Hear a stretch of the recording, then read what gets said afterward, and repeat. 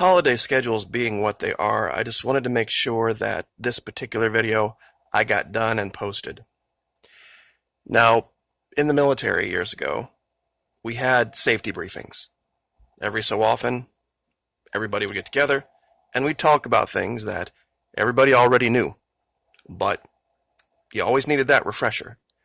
And I feel it's my due diligence responsibility to speak about being prepared. One of the things that I personally believe has been misconstrued about a power down situation is that it would only be a city problem. Everyone living out in the middle of nowhere would just be hunky-dory.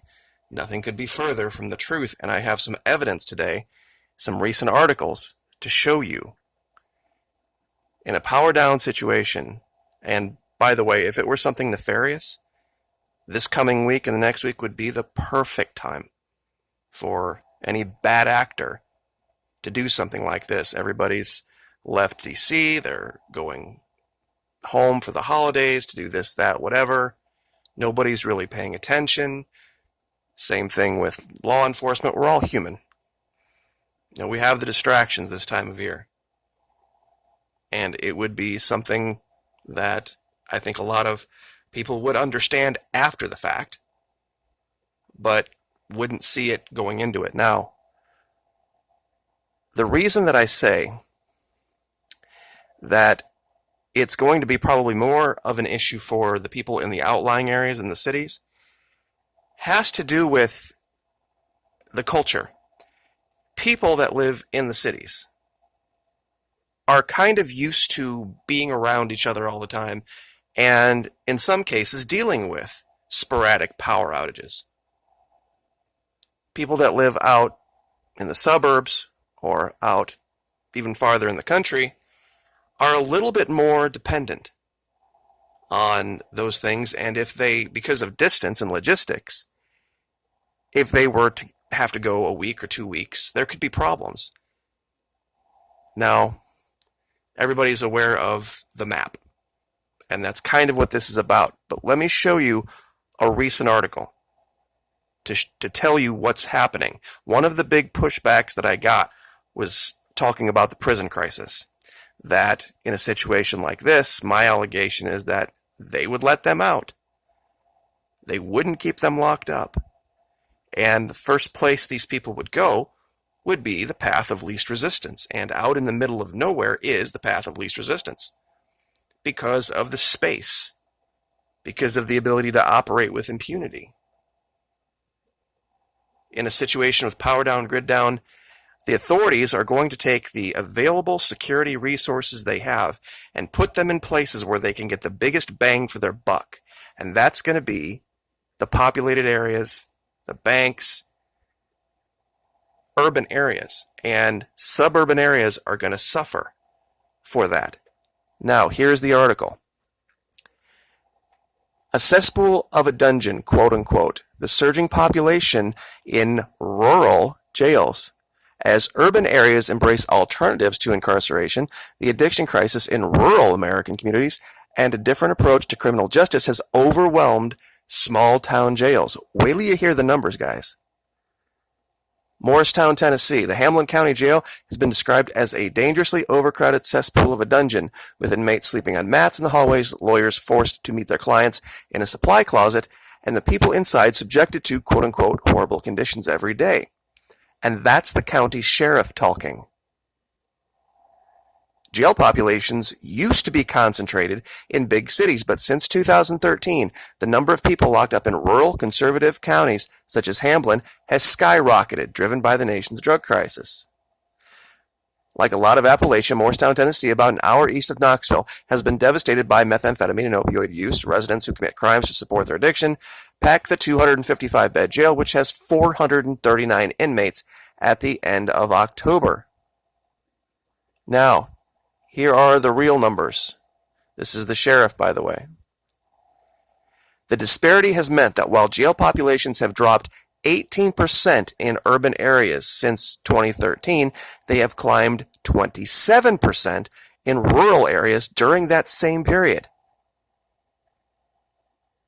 167,000 inmates in urban jails, 184,000 in rural ones. Small and mid-sized cities saw a 7% increase, while big cities are seeing decreases. Now, if you were locked up in a place like this, for whatever reason, whether you meant to be there or you deserve to be there or whatever, any day not here, under any circumstance not here, is a good day. And you would do whatever you had to do to not go back. Your entire calculation, your whole, calculus for survival would be go places and do things that give you the least possible chance of ever returning. And in a situation, if they were to be let out in a power down situation, they would go as far away from where they saw security forces. And that would be cities and urban areas, because that's where they get the most bang for the buck. Now, California, letting thousands of prisoners out early. And this is a story about how the housing crisis, however, is keeping them from starting over. Do you think during a power down situation or a grid down situation that they would have police going house to house in neighborhoods of abandoned houses to make sure there was no squatters? Absolutely not. That'd be so far down on the priority list that it just wouldn't happen. These people, there's 6 houses in America for every homeless person. Empty houses right now. That's more of a indictment of capitalism over socialism, but another argument for another day. How a country can have that problem. 6 empty, mostly brand new houses sitting, unaffordable, for every single person living on the street.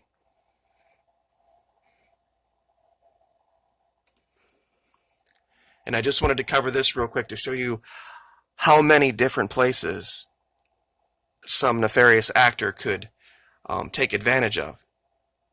Many people don't realize that from the power generating station, you've got a step-up transformer to get it to the lines, the big hydro lines. Then you have those long stretches of hydro line, and then they've got the step-down transformers, because that juice up at the lines can't be used by a normal house.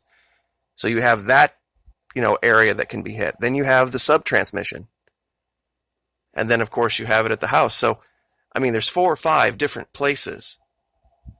And finding out where, once the power's down and once chaos is taken root, the idea of getting people out there to figure out where the cut is and how to fix it, especially when most of the country now is under a blanket of ice and snow, would take time. So enjoy the holidays, but keep your head on a swivel. Make sure your preps are all set. Make sure that you have a plan. That if something were to happen, you have a rally point, a way to communicate. These days there's those of you that have family in a region, two-way radios, their technology has come quite a ways. And some of the ones that you can get, that they're not the cheapest, of course, they can transmit over many miles. So, things to think about. If the power goes down and we can't communicate with each other, this is where we're all going to meet at this point, or this person's house. Because this place is the most central, and this is where we'll all get together, compare notes, see what we know, and then work as a team going forward. Have that plan. That you have a rally point. That's something we do in the military, just part of planning for any operation. Things don't go the way they're supposed to, everybody meets here. If that place is compromised, then we have the backup rally point. It's not going to be just a city problem. It will be a problem in the suburbs. It will be a problem out in the country. Because people out in the country, and God bless them for it, are good, decent Christian folks. If there were a massive release of prisoners and these guys got out, guys and girls got out, and they were able to get out of their uniforms and get back into civilian clothes of some kind, somehow, some way, they wouldn't stick out like you would think. And there's a channel, if you go to the Florida Maquis YouTube page, it's in my featured channels. It's called Surviving Narcissism. And I know that seems like that's not related. One hallmark, especially of long-term prisoners, the lifers, the regulars, they are master liars, manipulators, and narcissists. And they can make anybody believe anything, run any sob story, tell any lie with a straight face, and you'll never know. And that's one of the biggest threats that I probably should have covered more about why the Midwest will be so dangerous, is just because of how effective these guys can be. It's part of the psyche. And I'm not talking about your average Joe that just, got caught with a handful of something that they shouldn't have. I'm talking about the hardcore guys. Their whole existence in there has to do with their ability to talk, their ability to manipulate, their ability to use. And if they can just get one or two people to believe a story and get their foot in the door, so to speak, that's all they're going to need. People in urban areas, a little bit more edgy, a little bit more suspicious, not so trusting, and that comes from living in the city. And this is kind of the root of this map.